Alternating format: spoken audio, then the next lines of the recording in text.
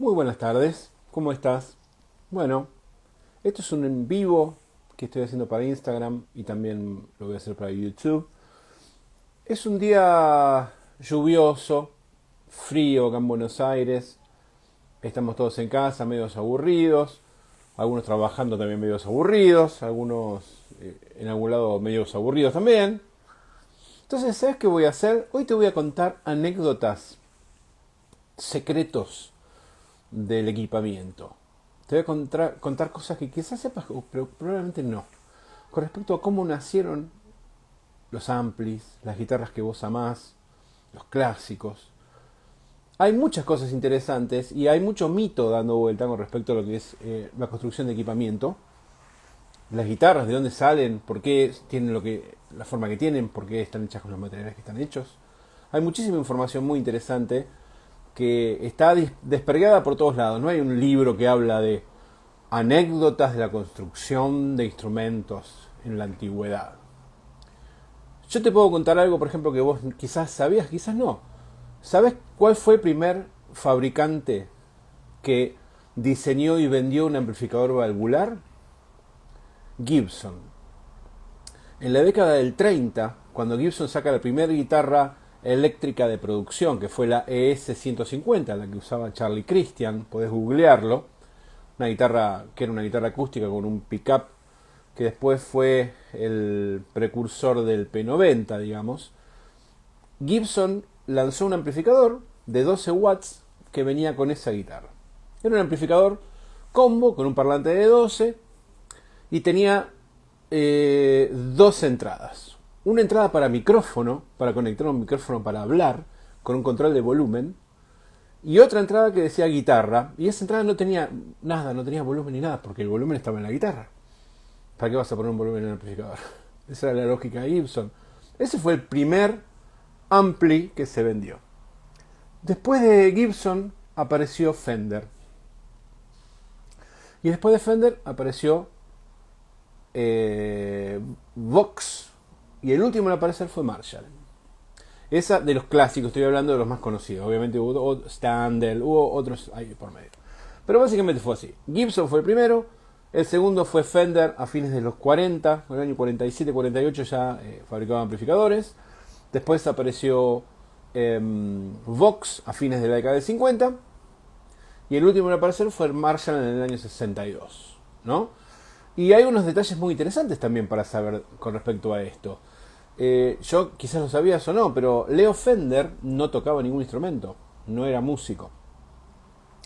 Y Jim Marshall, el creador de los amplis Marshall, era baterista. La historia de Marshall yo la conté en algún otro video anterior, pero es interesante porque uno cuando empieza a ver, empieza a entender la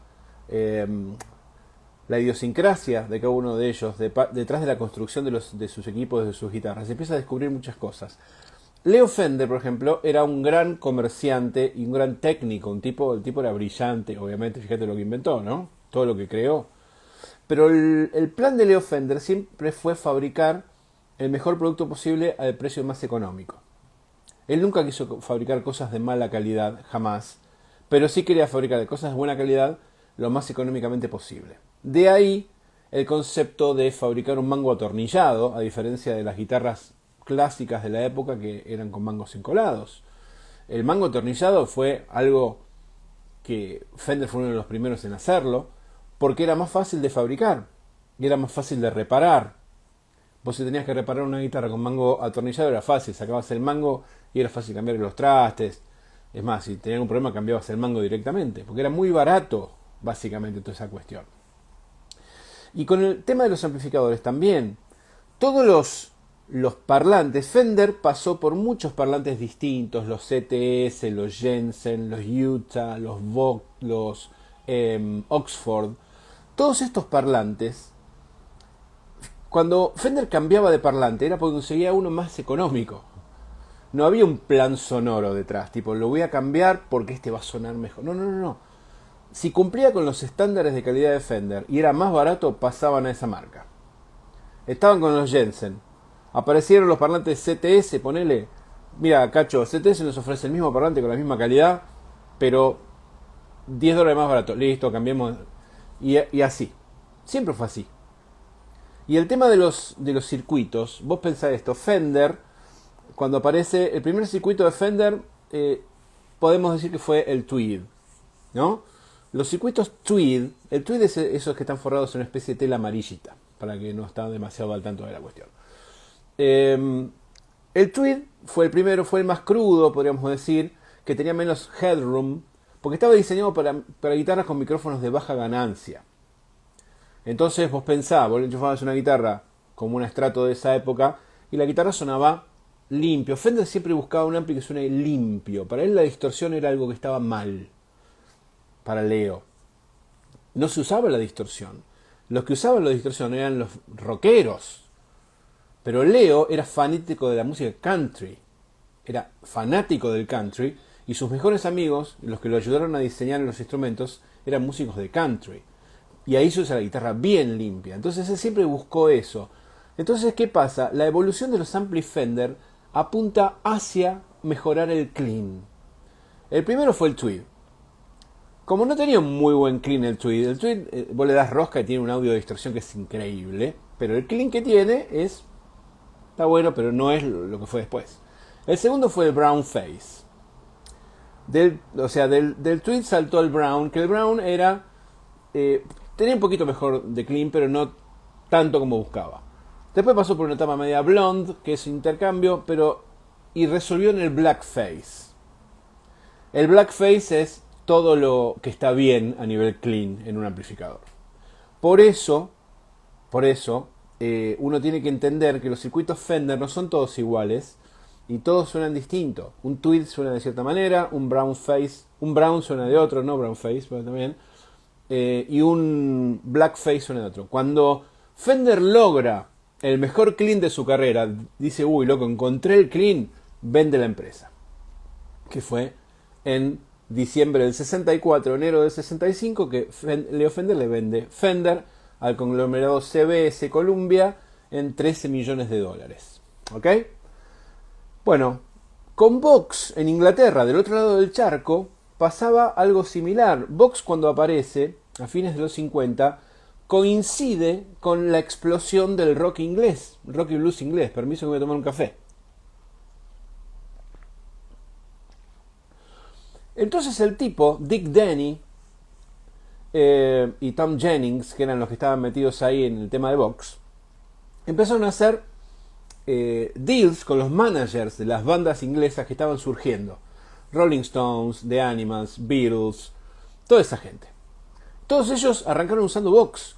¿Qué pasa? Estas bandas empiezan a tener éxito en Estados Unidos. Te voy a contar una anécdota que es tremenda. Esta es tremenda porque no es muy conocida. ¿Qué pasa? Entonces Vox tranza con estos artistas. ¿Y cómo era el tema? Vos pensás que en esa época no existían los ámbiles, los estuches para llevar, ni siquiera las fundas. Los amplificadores era el amplificador. Los cargaban y los tiraban así como estaban, no tenían protección. Entonces cuando las bandas se iban de gira, los amplificadores volvían hechos pelota. Todos rayados, sucios, les faltaban perillas, el tólex roto, la tela agujereada, bueno. Entonces Vox, como ellos querían tener una presencia impecable, les cambiaban los amplificadores. Por ejemplo, volvían los Rolling Stones de una gira con los amplis hechos pelota, los devolvían y Vox le daba todos los mismos amplis nuevos. ¿Pero qué hacía Vox con esos amplis? No los reparaba y los volvía a vender, porque como no paraban de vender, porque tenían mucho éxito, los dejaban en un depósito al costado de la fábrica. Llegó un punto que ese depósito estaba repleto hasta el techo de amplis que funcionaban, pero estaban todos sucios, con la tela rota, amplis que habían estado de gira con Beatles, con Rolling Stones, con The Animals, con lo que quieras. Bueno, llegó un punto que ese depósito se llenó de amplis, Vox. ¿Y sabes cómo lo solucionaron? Esta es tremenda. Bueno, a un par de cuadras de donde estaba la fábrica Vox en Inglaterra empezaron iban a construir un edificio. Entonces empezaron a hacer un gran agujero y era al costado de una zona media pantanosa. Entonces Tom Jennings, el titular de Vox, hizo un arreglo con la constructora y fueron con un camión volcador y rellenaron todo con los amplis. Todos los amplis box que estaban ahí guardados los tiraron como relleno del terreno. O sea que hay un edificio en Inglaterra que está construido arriba de cientos de amplificadores box que se usaron como relleno porque los tiraron todos, sí, es verdad. Esto es tremendo lo que te estoy contando. Pero bueno, vos pensás que en esa época... yo estuve charlando con una persona que trabajó en la fábrica de Marshall en la década del 60. Es un señor inglés entrado en sus 80 años, perdón, que me contaba cosas de la época. Era empleado, no nada que ver con el tipo que laburaba ahí. Y me contaba que, bueno, que en esa época las válvulas eran muy baratas, no valían nada. Entonces las cambiaban, cada 2 o 3 meses cambiaban todas las válvulas de los amplificadores. Las bandas se iban de gira con los amplificadores, una semana, dos semanas, 3 semanas, un mes, volvían y cambiaban todo. Válvulas y parlantes. ¿Por qué? Porque los parlantes los reventaban todo el tiempo. Los primeros parlantes que se usaron en los Marshall, pensaba años 62-63, eran los Celestion de 15 watts. Los de Alnico, que eran los que había en esa época. Después al toque aparecen los G12M con magneto de cerámico, que eran de 20 watts. Después fueron los Greenback de 25. Después era una versión un poquito más, que se marcaba más, los de 30 watts. Que esos son los que usaba Hendrix, los de 30 watts. Porque Jimmy usaba los amplificadores al taco todo el tiempo y reventaba todos los parlantes. Entonces Celestion, tratando de que no los rompa, llegó un parlante de 30 watts, que también se vendían en los amplificadores de bajo, y Hendrix usaba esos parlantes, los G12H30 de bajo, son los que usaba Hendrix, no eran los greenbacks. También eran greenbacks, porque eran verdecitos atrás, pero no eran los greenbacks que vos creés. Bueno, el tema está que cambiaban todo, parlantes y válvulas todo el tiempo, porque valían 2 mangos y porque se rompían todo el tiempo. Yo también conté la anécdota de Marshall, del tema de... Hay 2 cosas interesantes. Algo que yo ya conté con respecto al nacimiento de la caja 4x12. Si no viste ese video que lo conté, te lo cuento rápido. Cuando aparece The Who, a principios de los 60, cada vez empezaron a tener más gente, y vos pensás que en esa época no había PA, vos sonabas desde el escenario, por eso los amplificadores potentes, no había sistema de amplificación. Eso era solamente para la voz. La guitarra sonaba del escenario, entonces vos tenías que tener un ampli potente. Pete Townshend, el guitarrista de The Who, quería un amplificador muy potente. Entonces Marshall le hace un amplificador de 100 watts. El tema está que los parlantes que tenían eran los Celestion de 20 watts. Entonces con una sola caja no se bancaba el parlante, el ampli de 100 watts. Una sola caja 4x12. Hicieron una caja para meter 4 parlantes, lo más chiquita posible que entren 4. Pero así todo no se bancaba uno de 100. Entonces le hacen una de 8. Hicieron una caja de 8 parlantes, una caja enorme que era una heladera. Pete Townshend se la lleva de gira esa caja y vuelve como a la semana y dice: escúchame, Jim, podemos hacer algo porque los asistentes no quieren laburar más conmigo, porque no quieren levantar esta caja, porque dice que es un muerto, que no es inlevantable. Entonces ahí dice: escúchame, ¿y si la cerruchamos por la mitad? Entonces deciden cortar la caja de 8x12 por la mitad y hacer que se pueda desarmar y poner uno arriba del otro. Así nace el stack. ¿Ok? Bueno, como Marshall se adecuó a los requerimientos de Pete Townshend, también tuvieron un requerimiento de Eric Clapton. Eric Clapton en esa época tocaba en los Yardbirds, que era una banda de rock y blues inglesa muy famosa, y había entrado a tocar también con John Mayer. El tema está que Clapton quería un amplificador potente, pero quería que lo pueda meter en el baúl del auto. Entonces Marshall le diseña el Blues Breaker, que es un combo grande, más grande que un combo Fender, con 2 parlantes de 12 pulgadas, un cabezal el de 45 watts o 50 watts, y el tamaño estaba diseñado como para que entre en el baúl del auto de Clapton. Así fue diseñado ese amplificador. O sea, como ves, todos los diseños partieron de una necesidad. No fue que alguien se sentó a hacer fórmulas matemáticas para lograr el mejor diseño, el mejor audio por el litraje de la caja. No, no, no, era todo Cacho, cortá acá porque no me entra en el baúl. O Jorge Marshall, serruchame el coso porque no me entra. O sea, básicamente hay mucho mito detrás de todo esto y es importante entenderlo. Lo mismo pasa, si me voy a retrotraer un poquito, con las guitarras Fender. Leo Fender utilizó el color blonde de las Telecaster. Las Telecaster eran ese color amarillito, porque era el color que estaba de moda. Yo ya lo conté en otro video también. Estoy simplificando un montón de cosas que conté acá, para que no digan que me repito. Bueno, porque es largo, hay mucho para contar. El color blonde estaba de moda en los amoblamientos de cocina de los 50. Era lo que estaba de moda. Vos ibas a una pinturería y el color ese era el que se usaba para todas las cocinas de diseño. Entonces, Leo Fender lo conseguía muy barato. Había mucho de esa pintura. Entonces decidió pintar la Telecaster con ese color. ¿Por qué? Porque estaba de moda y se conseguía barata esa pintura. El tema estaba que las Telecaster las empezó a hacer de ash, porque era una madera que tenía una linda veta, se veía lindo y se conseguía a buen precio. Pero ¿qué pasa? Empieza a notar Leo que esa madera, el ash, le absorbía mucha pintura. De hecho de que tener el poro abierto hacía que chupe mucha pintura y le costaba mucho pintar. Entonces deciden cambiar, van a la maderera, Leo o sus allegados va a la maderera y dice: hola, ¿qué tal? ¿Qué tal? Vengo de parte de Fender. Ah, ¿qué haces, loco? Escúchame, mira, tenemos este problema. Tenemos que pintar las guitarras y sopleteamos y se nos chupa la pintura como loco. ¿No tienes algo que sea? Sí, mira, tenemos esta otra madera que se usa también para amoblamientos, que yo qué, el alder, que es más barata porque no tiene la veta del ash. Ah, bueno, no importa, le ponemos más pintura que no se vea la veta y chao. Entonces, ¿qué hacen? Cambian al alder, porque el alder no absorbía tanta pintura como el ash, pero como el alder no tiene veta, es más soso, ahí deciden pintar colores sólidos. Y switchean a colores sólidos. ¿Ok? Esos son los motivos de los cambios. Y por otro lado, vamos a los mangos. Leo Fender hacía el mango de una sola pieza de maple porque era más fácil de fabricar. Agarraba el mango, lo cortaba, le hacía la canaleta atrás para poner el tensor. De hecho, no sé si vos sabías, pero las primeras Fender Telecaster no tenían tensor. Las primeras Rodecaster era el mango de maple grueso, que Leo consideraba que no hacía falta poner tensor porque no se doblaba. Pensá que el maple es tremendamente duro. Pero bueno, le pusieron tensor porque Gibson tenía tensor.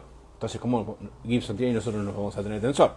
Ponerle tensor. Bueno, está bien, le ponemos tensor. Entonces hacían la caneta del lado de atrás y le ponían el tensor. Pero era mucho más fácil de fabricar una sola pieza de maple.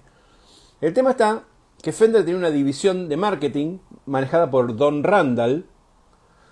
Don Randall después tuvo su propia empresa de amplificadores Randall, más tarde. Bueno, entonces Don Randall, hay un memo que está en un par de libros que lo puedes leer si los buscas, que le manda un memo a Leo Fender en el año 58 y le dice: escúchame, Leo, la gente no le gusta el maple porque se les salta la laca y se ensucia y la guitarra parece vieja.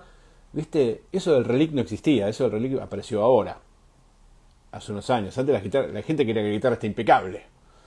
Y se marcha, la guitarra se ensucia, se salta la laca del maple. Escúchame, ¿no tenés una madera oscura para ponerle porque no se note eso? Entonces Leo Fender decide a fines del 58, principios del 59, empezar a ponerle Rosewood a las guitarras por la directiva de Randall, que le pedía una madera que no se note que estaba sucia, básicamente. Todo ese delirio de que el Rosewood y el maple existe, por supuesto, suenan totalmente distintos, un mango de maple con tastera de maple o una pieza, que uno de Rosewood. Pero no fue planeado. No es que Leo Fender dijo: voy a hacer una guitarra con mango de Rosewood porque va a tener menos brillo y más medios bajos. No. Era, loco, pongamos esto y va a estar mejor. Y listo, qué sé yo. Bueno, el tema de los politos. Permiso, sigo con mi café. El tema de los polos, otra cosa que me preguntan mucho de los micrófonos staggered. Viste que los micrófonos tipo Fender Single Coils, los originales, tenían los politos magnetos, algunos más altos que otros. Bueno, es muy simple. Cuando Leo diseña el pickup de la Stratocaster en el año 53, la Stratocaster sale a la venta en el 54. Durante el año 53, cuando está diseñando esa guitarra, Los encordados de guitarra tenían la tercera entorchada. Pensá en esto, no se estiraba. Eso de estirar apareció con el blues un poco más adelante, pero B.B. King fue uno de los primeros en estirar y toda esa gente, pero no se estiraba la guitarra, era medio como raro. Ok. Y los encordados eran gruesos, con tercera entorchada. Entonces, sonaba desbalanceado. La segunda sonaba demasiado fuerte comparado con la tercera. Entonces, Leo Fender lo que fue moviendo los politos de los magnetos para nivelar para esos encordados con la tercera entorchada.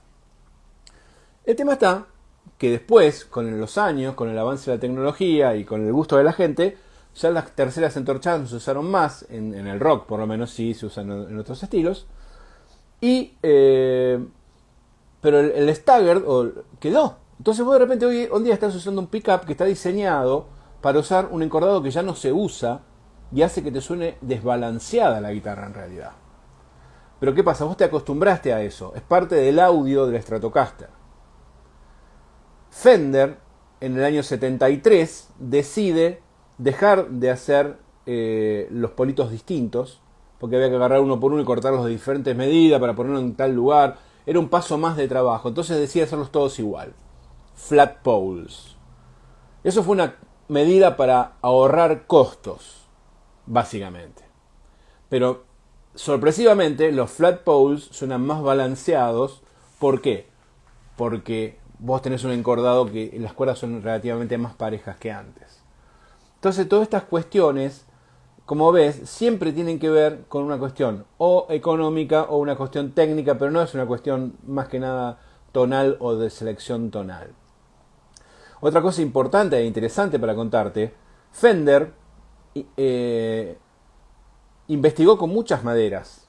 Hay Stratocaster de los 60 hechas de caoba, de pino, de álamo, hay de un montón de cosas, no solamente de alder o de ash, como todos creen que las maderas vintage tradicionales. No, hay estratos de montones de maderas distintas, de hickory. Están catalogadas y están tabuladas esas guitarras. Fender probaba con cosas porque ellos no consideraban que la madera de la guitarra incidía en el sonido, no les importaba. Eso es un tema nuestro, de los músicos. A Fender como fabricante, en la década del 50 y 60, la madera de la guitarra la tomaban como un soporte para la parte electrónica. No entendían la diferencia tonal. Esa diferencia tonal la empezaron a notar los músicos cuando ellos empezaron a probar y cambiar cosas. Y lo mismo pasa con los amplificadores Fender. Viste que yo te conté antes, hace un rato, del tema de los tweed, te conté antes de los brown face, de los black face. Cuando CBS compra Fender en el 65, lo primero que hacen los ingenieros de Fender, el nuevo equipo de ingenieros que toma Fender, que venían de la CBS, pensá que CBS era una compañía que tenía estudios de grabación, fabricación de equipamiento tecnológico, y había un montón de ingenieros de audio recibidos en universidades súper grosas que no entendían el concepto de la distorsión musical. El concepto de la distorsión musical es algo que nosotros generamos los músicos y le tuvimos que enseñar a los ingenieros y a los técnicos. Yo recuerdo cuando era chico que yo tenía un Marshall Plexi del año 69, 70, que se lo había comprado de Elmiro Molinari, el que usaba almendra en la película... No, con color humano lo usó en la película Rock hasta que se ponga el sol. Ese Marshall de Elmiro Molinari lo tuve yo. Y un día me acuerdo que se me quemó una válvula y se lo llevé a un técnico del barrio, tipo que arreglaba televisores. Arreglar esos amplis es una boludez. Es un televisor, es eso, no tiene ninguna cosa rara.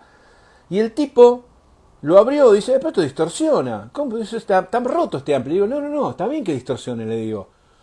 O sea, no, yo te puedo, mira, yo te cambio estos valores acá, te lo dejo que no distorsione más. Digo, no toques el ampli, dejalo como está, arreglale la válvula, cambiala, ponela, seteale el bias, pero no le cambies los componentes. El tipo me quería cambiar los capacitores para que el ampli no distorsione. Bueno, eso que quería hacer el tipo con mi Plexi es lo que hicieron los ingenieros de CBS con los amplis Marshall Fender Black Face, y fue lo que se transformó en el Silver Face. Los Silverface eran blackface agarrados por ingenieros que trataban de que esos amplificadores no distorsionen. El proceso fue gradual. Entonces los primeros Silverface estaban más o menos bien, pero a medida que te arremabas a la década del 70, sonaron cada vez más constipados, cada vez más que no distorsionan. ¿Cómo va a distorsionar el amplicacho? Bueno, entonces, obviamente vos podés agarrar un Silverface y hacerlo blackface cambiándole un par de valores o sacándole un par de cosas. Sigue siendo un amplificador tremendamente grosso, pero esa es la principal diferencia con un blackface, que trataban de que no distorsione. ¿Ok? Sí, lo voy a subir a YouTube, perdón que estoy con el café. Entonces, ¿qué pasa? Se hizo un experimento, que después te voy a buscar el video, te lo voy a colgar. Los amplis Marshall y los amplis Fender estaban hechos relativamente bien. Los box de esa época no, abrías un box en un plato de fideos. Porque como hacían tonelada por el tema del éxito de las bandas inglesas, lo que te contaba antes, que los reemplazaban y lo usaban para rellenar un terreno, bueno, todas esas cosas. ¿Qué pasa? Los Fender eran los que estaban mejor hechos a nivel calidad de construcción. Leo Fender insistía en que las cosas tengan altísima calidad, a pesar de lo que te contaba, que siempre buscaba calidad al mejor precio posible, ¿no? Bueno, entonces, ¿qué pasa? Los Fender están muy bien hechos, pero como eran hechos a mano y tenían un tema interesantísimo que te lo voy a contar ahora también, y era el tema de la tolerancia de los componentes. Escuchá lo que te voy a decir. Los componentes tienen tolerancias y tienen un precio distinto de acuerdo a la tolerancia. Si vos te compras una resistencia, vamos a suponer, de 1K, si esa resistencia de 1K vos la compras con una tolerancia del 5%, o sea que puede tener 1,5 por un lado, 1,05 o 9,95, o sea, de un 5% por un lado por el otro, vale ponerle $1. Pero si esa misma resistencia de 1K la compras con una tolerancia del 20%, que tiene 1,2 para o 800, una barbaridad, vale 0,3 centavos de dólar. ¿Por qué? Porque las resistencias no se fabrican específicamente para 1K, para 50 centavos para allá o para allá, o para 5% del 20. Se fabrican y después se miden. Las que están más cerca del valor valen más caras. ¿Qué hacía Leo Fender? Leo Fender compraba las de 20%. Compraba bolsas de resistencia o de capacitores del 20% de tolerancia. Entonces vos tenías amplificadores que sonaban de una manera y amplificadores que sonaban de otra. Estaban todos más o menos parecidos porque es el mismo circuito. Pero vos no vas a encontrar nunca dos amplificadores, Blackface o Tweed o Brownface, que suenan exactamente igual. Vos pones dos iguales del mismo año, enchufados con la misma guitarra y con el mismo guitarrista, y suenan totalmente diferentes. Esa es la diferencia y lo que hace a la esencia de por qué hay guitarristas que aman un cierto amplificador y quieren tocar con ese y no con otro igual. No había consistencia. El tema de la consistencia de los amplis es algo que apareció muchos años después, cuando la tecnología empezó a permitir medir mejor y a utilizar otras técnicas para que los amplis sean más consistentes. Pero los viejos amplis eran muy, muy inconsistentes, debido a esto que te estoy contando. Y con el tema de las válvulas pasa igual. Las válvulas macheadas, todas esas cosas no existían. Lo que hace el tipo de Group Tube, después te voy a contar lo de Group Tube porque es tremendo. Y lo que hace Mesa también, ¿no? Las válvulas eran válvulas. ¿Qué sé yo? Válvulas. Dame 4 válvulas. Listo, ponía... ¿Qué pasa? Como la calidad de la válvula era muy alta, porque todo usaba válvulas, y las empresas de fabricación de válvulas estaban muy aceitadas, y la gente que las fabricaba, porque las válvulas se hacen a mano. Es un tipo que dobla los cositos, los mete ahí adentro y los suelda. Se hace a mano una válvula. La gente estaba tan aceitada que las válvulas eran de altísima calidad y todas eran muy parejas. No tenías que andar probando 50 válvulas distintas. Lo raro era poner un cuarteto de válvulas que no esté totalmente desapareada. Esa se la tomaba como fallada. Que hoy en día es lo normal que estén todas desapareadas. Tenés que comprarlas apareadas. Bueno, entonces básicamente el tema de la válvula así. Se rompió una válvula, se sacaba y se ponía la misma. Eso de setearle el bias a las válvulas, que hoy lo vemos como algo totalmente obvio, no existía en los 60, en los 50. ¿Qué vías? Eso se aceptaba en la fábrica. Después no se tocaba más. Cuando se sacaba la válvula, se ponía otro juego y seguí tocando. ¿Por qué? Porque eran todas más o menos consistentes. La degradación de la calidad de la válvula hizo que aparezcan, como te contaba antes, dos métodos. El método de Mesa Boogie. ¿Qué hace Mesa? Los amplis Mesa no tienen para regular el bias de las válvulas. Si no sabes qué es el bias de la válvula, después googlealo. Pero los que saben se los cuento. No te voy a poner a explicar lo que es el bias, es un tema técnico, pero digamos que es una tensión de funcionamiento de la válvula. Ok. En todos los amplis se puede regular. Vos le pones digamos ¿cómo se llama? Un tester en cierto lugar que te da ciertos milivoltios y regulás para que la válvula funcione bien. Ok. Los Mesa no tienen eso. Ellos lo que hacen los de Mesa es compran las válvulas. Todas las válvulas se fabrican en el mismo lugar. En China, no sé si en Rusia todavía se fabrican. ¿Qué pasa? Mesa Boogie compra los containers, las prueba y las que están buenas les pone el logo de Mesa Boogie y te las vende como Mesa Boogie. Ellos no fabrican válvulas. Group Tubes tampoco, hace lo mismo. Entonces, ¿qué hace? Mesa te vende las válvulas graduadas.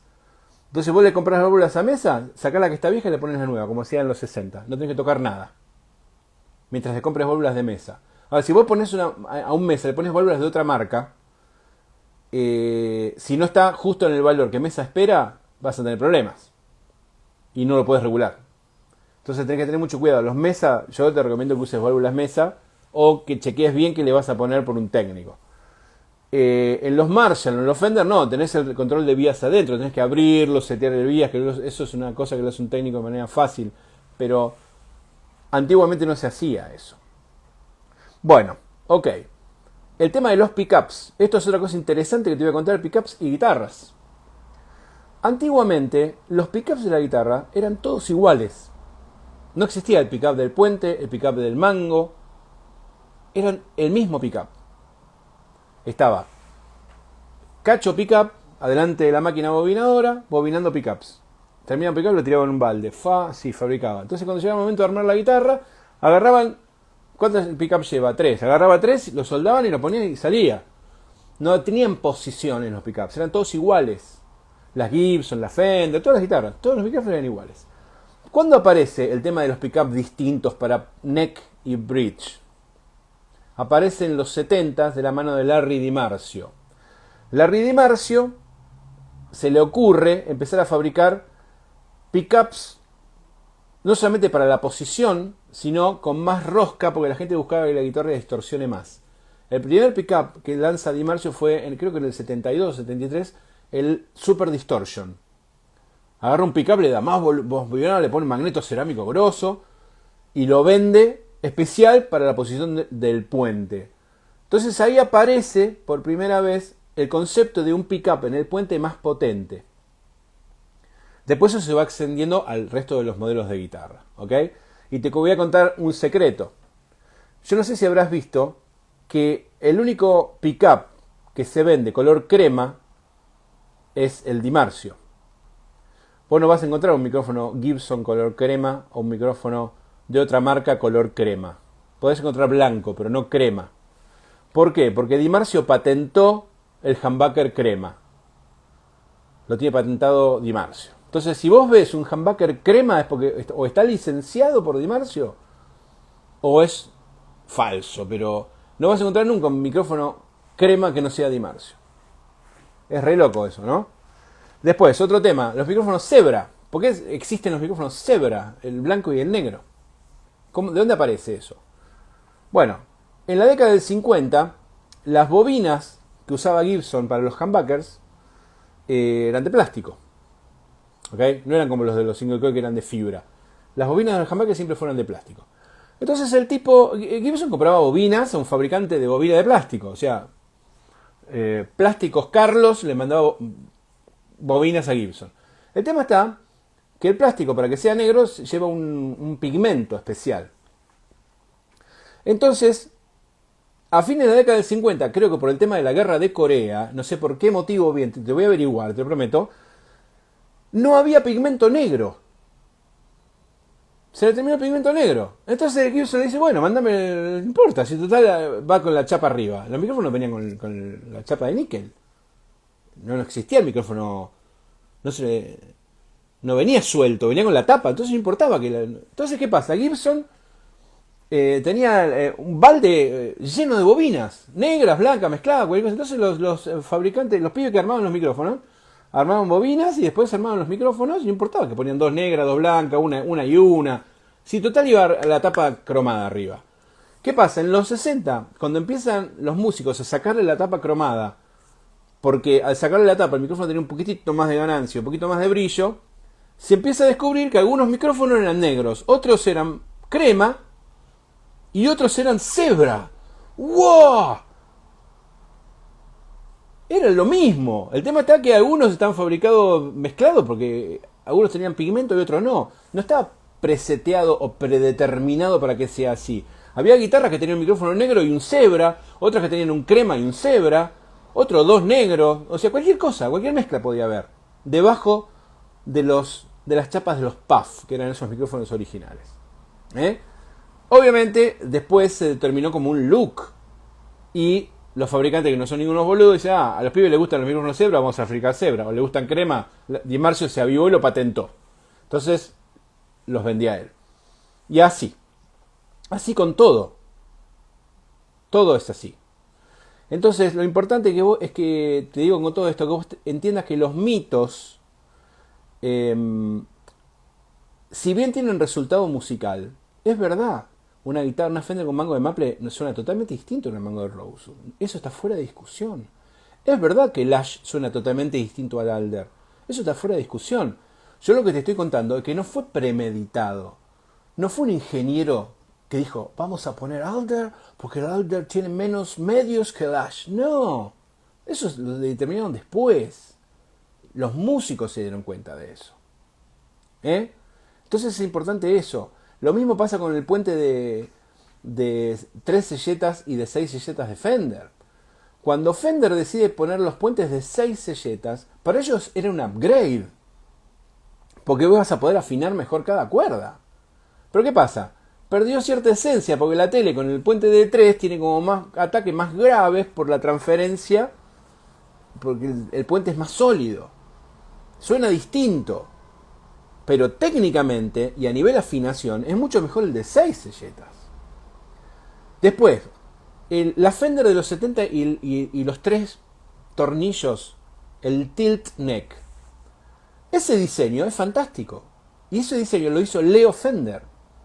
Porque Leo Fender, cuando vende la empresa en el 65, firma un contrato en el cual él no podía volver a fabricar guitarras por 10 años, para no ser competencia, y durante 5 años tenía que trabajar como consultor de CBS.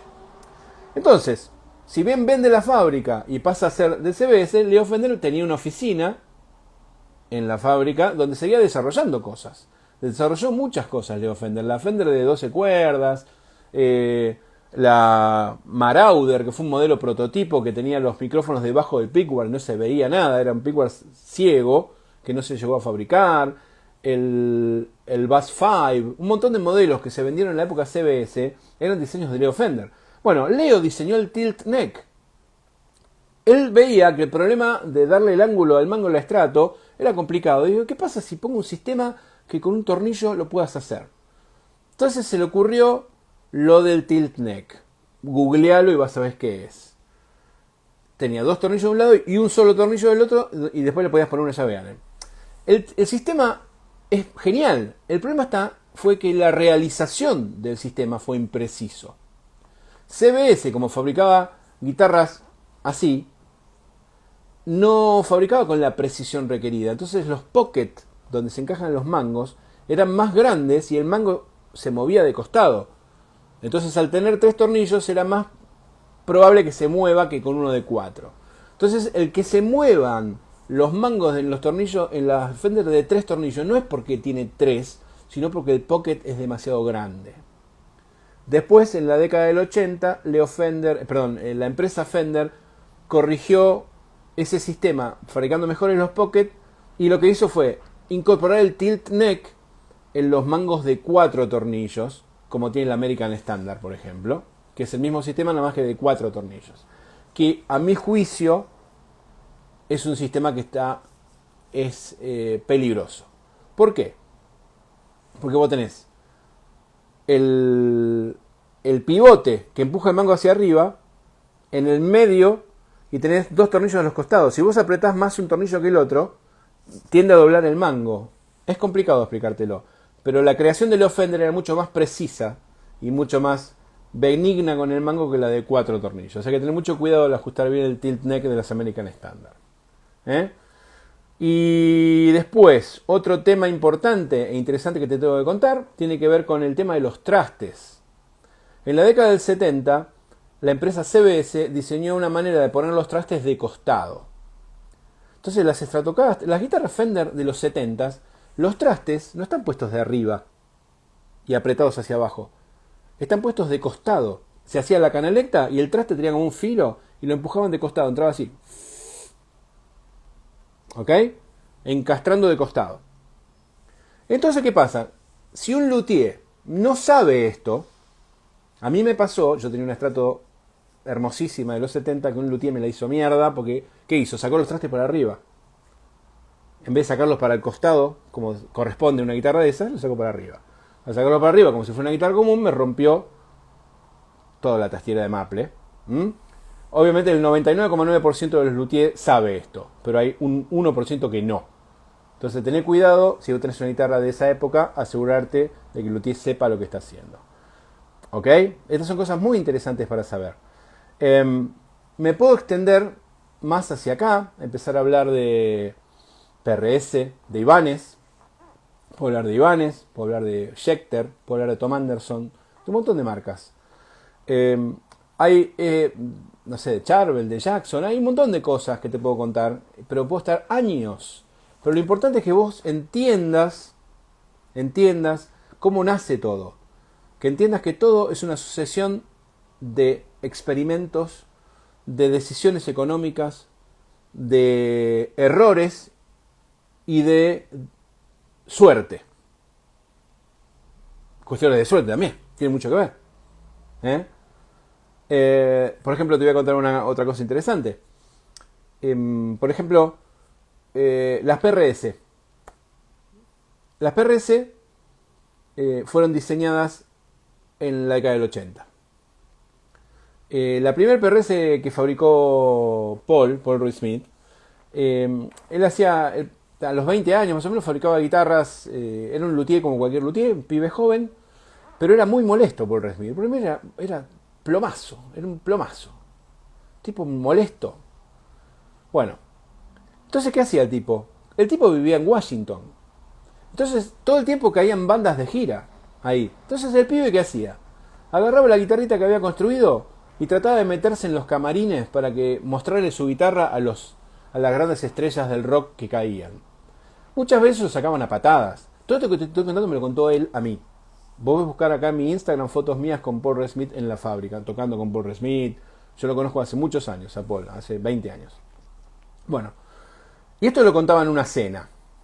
El tipo era muy molesto, muy hincha pelota, iba a los shows y muchas veces los asistentes lo sacaban a patadas en el culo. Decían, tómatela, pendejo, salí.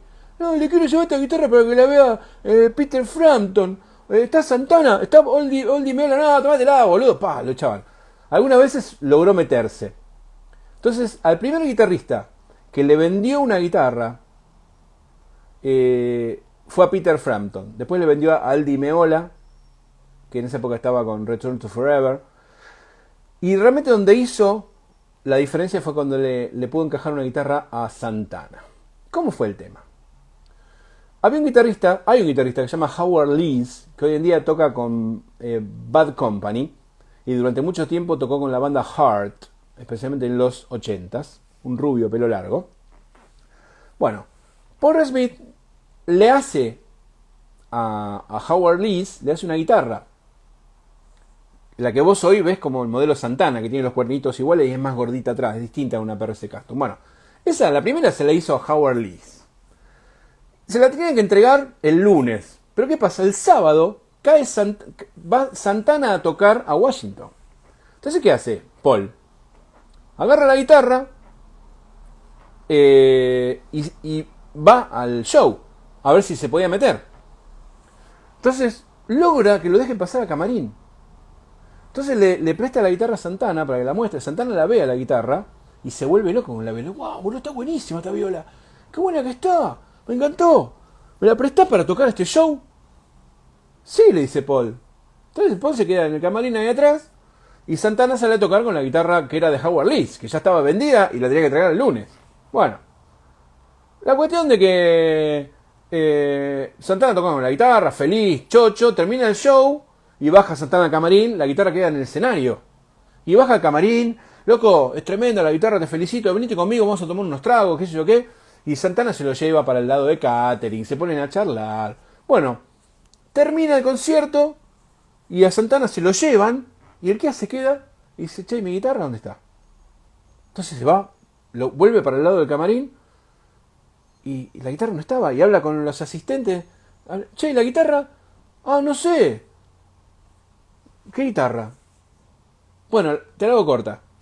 Los asistentes de Santana, por pedido de Santana, guardaron la guitarra en el micro de gira y porque no tenía ninguna intención de eso lo contó Santana muchos años después, no tenía ninguna intención de devolvérsela, no de afanársela, se la iba a comprar, pero él Paul le había dicho esa guitarra estaba vendida, que si quería le hacía otra, pero Santana le dice no, yo quiero esta, no quiero que me hagas otra, quiero esta, no, esta está vendida, te la presto para que toques. Bueno, la cuestión es que Santana se la mexicanea, se la llevan en el micro de gira y Paul, desesperado, mandando mensajes, llamando por teléfono, no existían los celulares, internet, imagínate, llamando, loco, devuelve la guitarra, tengo que dársela a Howard Lees ya la pagó, la tiene que venir a buscar el lunes. Bueno, se hacen los boludos. La cuestión de que Paul Resmith lo llama a Howard Lees el lunes, dice, le cuenta la historia y Howard le dice, bueno, está bien, tratá de recuperarme mi guitarra, viste, el chabón la mejor onda, recuperame mi guitarra y dámela, avísame cuando esté, qué sé yo qué. Bueno, la cuestión es que Paul trata de hablar con el management de Santana, no le dan pelota, hasta que un día, como a las 2 semanas, lo llaman por teléfono.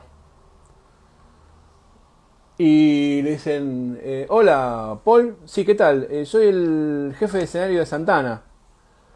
Mirá, tenemos la guitarra acá, pero no podemos abrir el estuche porque tiene combinación. La cerramos y no sabemos la combinación.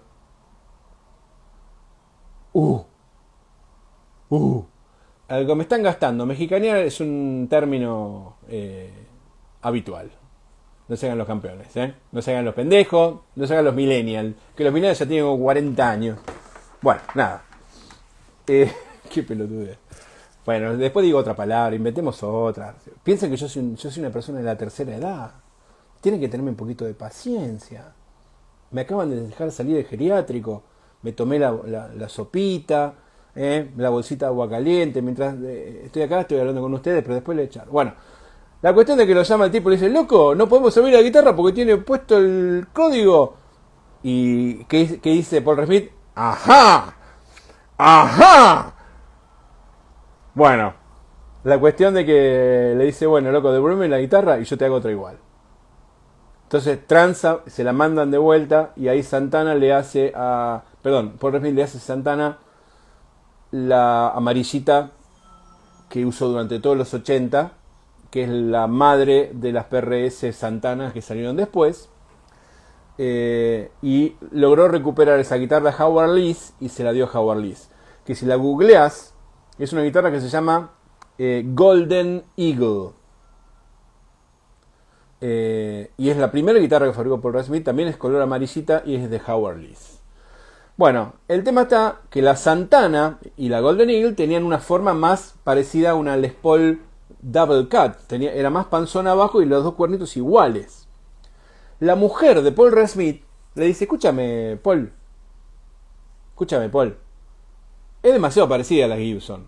¿Por qué no le buscas una vuelta para que tenga otra onda? Entonces se ponen a buscar la vuelta, qué sé yo, pensá que esto no había computadora, no había CAD, no había un choto, agarró un papel de calcar y dibujar. Y empiezan a probar diseños hasta que logran el diseño que después, que es el que vos conocés de la PRS. que es un poquito más afinadita atrás, y el cuerno de arriba es un poquito más largo, y el clavijero tiene otra forma, es distinto al de la Santana. La Santana fue la primera. Por eso es importante entender todo este proceso, porque Paul Reed Smith tenía 23 años. Y en el año 85, ¿qué pasa? El tipo dice, loco, ok, diseñé la guitarra, tengo la guitarra, ¿y ahora qué carajo hago con esta guitarra? Entonces el tipo sale a buscar inversores, va a hablar con bancos, no, igual que acá en Argentina. Acá en Argentina vas a hablar con un banco y decir que sos luthier, y no solamente no te dan un crédito, te meten en preso. Bueno, allá no, le dice, vos que sos luthier, ok, ¿qué necesitas? Y necesito $200.000 para hacer una fábrica y poder fabricar este modelo de guitarra. La cuestión es que consigue un tipo que se llama Jack Higginbotham, podés googlearlo también, Jack Higginbotham, un inversor que también le gustaban las guitarras, que lo va a ver y dice, escúchame, Paul, ¿cuánto necesitas? Y Jack, yo necesito 200 lucas, porque tenemos que poner la fábrica, comprar maquinaria, bla, bla, bla, contratar gente. Bueno, está bien, yo te pongo las 200 lucas y a partir del momento por recibir de los dos, 50% tuyo y 50% mío. Ok, que hoy en día es así. Es la mitad de Jack Higginbotham y la mitad de Paul. Ok. Ponen la fábrica en Anápolis, alquilan un bolichito ahí en Anápolis, un lugarcito que antes era un bar. Compran unos Duplicarver, que eran como unos CNC, pero en vez de ser computacionales eran a mano, pero lo mismo. Contrata 5 personas y fabrica 20 guitarras, 20 prototipos podríamos decir. Agarra esas 20 guitarras y van a la NAMM de agosto del 85, con esos 20 prototipos. El tema está que como no tenían plata para contratar una cabina, contratan un espacio en la muestra, en la NAMM.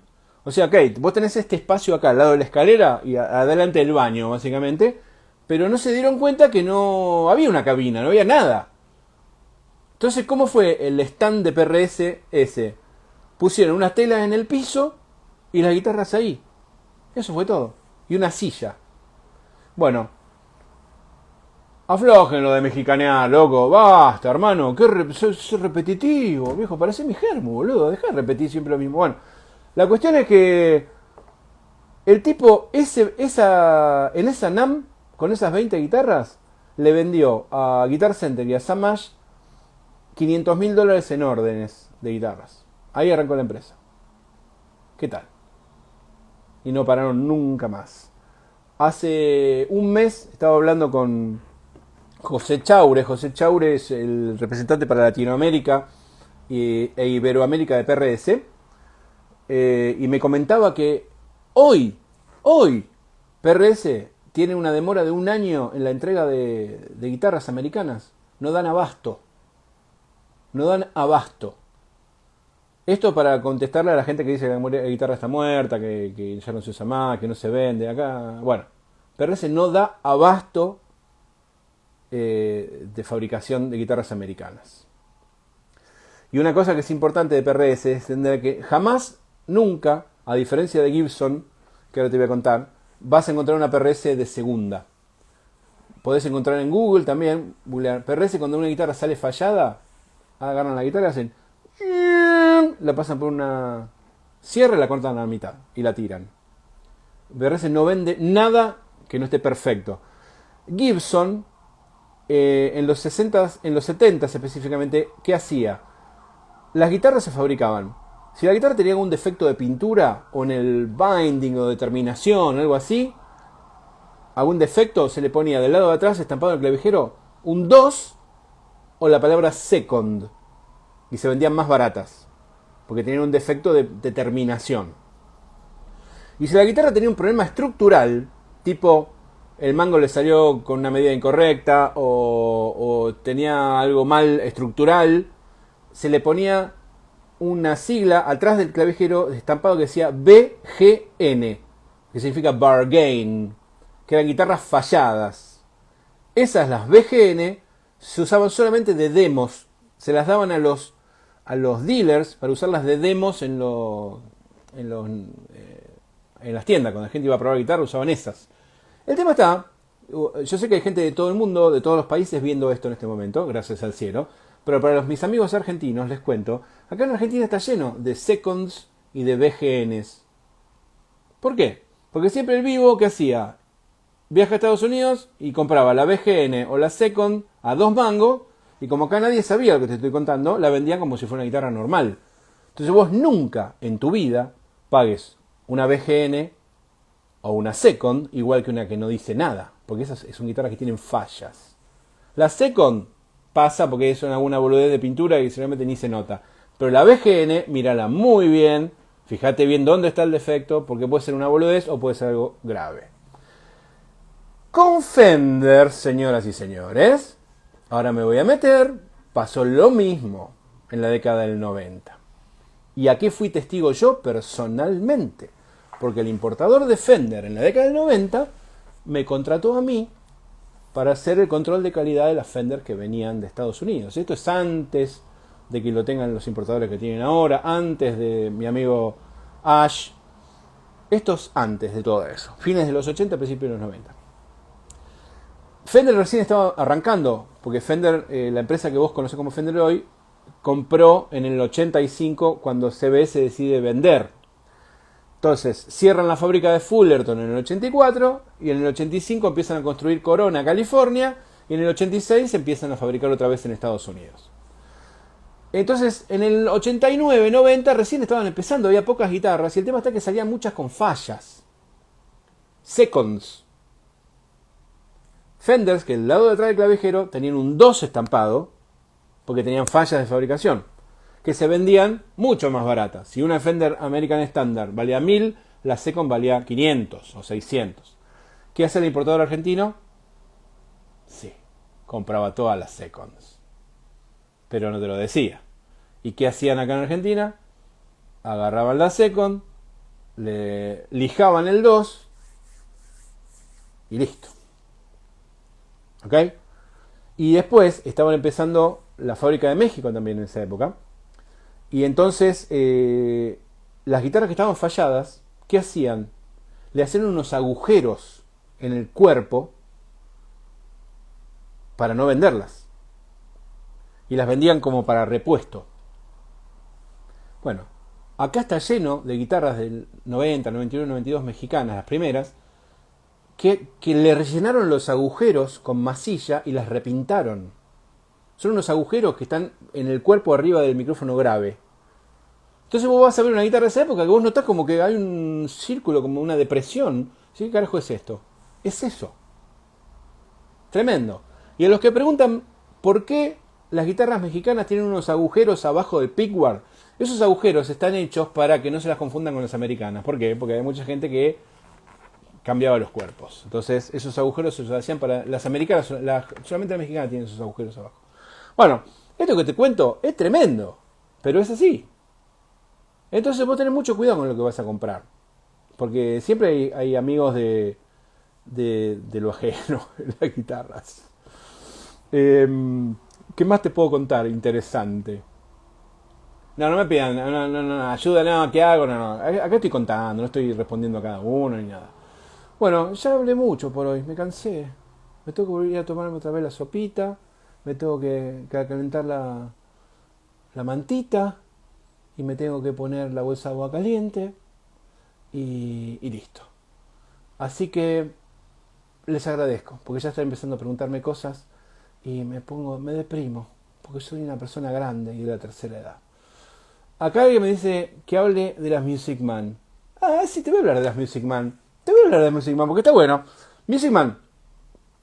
Como te conté, Fender Leo Fender vende Fender en el 65. Y firma que por 10 años no podía fabricar guitarras. ¿Ok? Entonces, el tipo se mantiene al margen. Y en el 73, su amigo George Fullerton, con otra persona, funda Music Man. ¿Y qué pasa? Leo Fender entra en Music Man como socio, pero oculto. Porque no podía. Entonces, ¿qué hace Leo? Leo diseña las guitarras Music Man, diseña el bajo Music Man, diseña los amplis Music Man, que ahora te voy a contar, los amplis Music Man tienen un truco muy interesante, pero no figuraba como dueño de Music Man. Recién cuando venden Music Man a Ernie Ball y abren G&L, vuelve a poner su nombre, G&L por George Fullerton y Leo Fender, ¿no? Pero bueno, ¿qué pasa? Los amplificadores Music Man que diseña Leo tenían una característica muy interesante, que tenían pretransistorizado y power valvular, al revés de los híbridos que se venden hoy en día. Ese ampli que usaba Clapton, mucha gente usó esos amplis. Había todos valvulares también, pero los más interesantes eran así, pretransistorizado y power valvular. Esos amplis tienen un clean hermosísimo, suenan tremendo. ¿Por qué? Por lo que yo te contaba antes del video. A Leo lo único que interesaba era fabricar amplis que suenen limpios. Él buscaba el clean, porque en su concepto de sonido, la guitarra tiene que sonar limpia. La distorsión era una cosa aberrante. Él odiaba el rock. Así te lo digo. Entonces, él buscaba el limpio. Y así es como fue la cuestión. ¿Dónde me puedo meter ahora? Me puedo meter, por ejemplo, con... Me perdí. Con Tom Anderson. Con Schecter, por ejemplo. Pero lo que pasa es que la empresa Schecter y Tom Anderson nacen del mismo lugar, pero es más exclusivo por ahí. Tom Anderson es una empresa muy top y Schecter hoy en día no es la empresa que era antes. Hoy en día es simplemente una marca que vende guitarras fabricadas en Asia. Pero Schecter nació como una empresa que fabricaba repuestos de guitarra a fines de los 70 y después se constituyó una fabricante boutique en los 80. Hasta que vendió el nombre a una distribuidora y hoy en día no tiene nada que ver con la Schecter de los 80. Pero en Schecter trabajaba Tom Anderson fabricando pickups. Tiene una característica muy... Los micrófonos que hace Tom Anderson tienen una forma bastante singular. Y cuando Schecter se vende, Tom Anderson se lanza como fabricante él. Tom Anderson para mí son las mejores guitarras del mundo, son increíbles, más arriba de Sur para mí.